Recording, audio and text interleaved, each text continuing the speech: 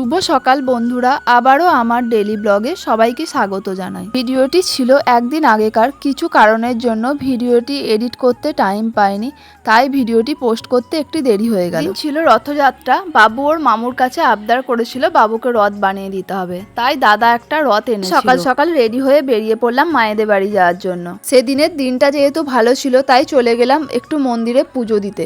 ওখান থেকে পুজো দিয়ে বেরিয়ে পড়লাম, আর আমার কিছু কেনাকাটা ছিল, আমি কেনাকাটা করে চলে গেলাম দোকানে। ওখানে গিয়ে দেখি বাবুর পাপা ঠাকুর প্রণাম করছে। তারপর আমাদেরকে নিয়ে চলে গেল আমার মায়েদের বাড়ি ছাড়তে। আর ওখানে গিয়ে আমরা জানতে পারলাম যে বাবুর রথটা রয়েছে দাদার কম্পিউটার সেন্টারে। তারপর বাড়ি থেকে আমরা সবকিছু রেডি করে নিয়ে চলে গেলাম দাদার কম্পিউটার সেন্টার। ওখানে গিয়ে রথ দেখে তো বাবু প্রচন্ড খুশি। তারপর চলে এলো ঠাকুর মশাই, আর বাবু পুষ্পাঞ্জলি দিয়ে নিল।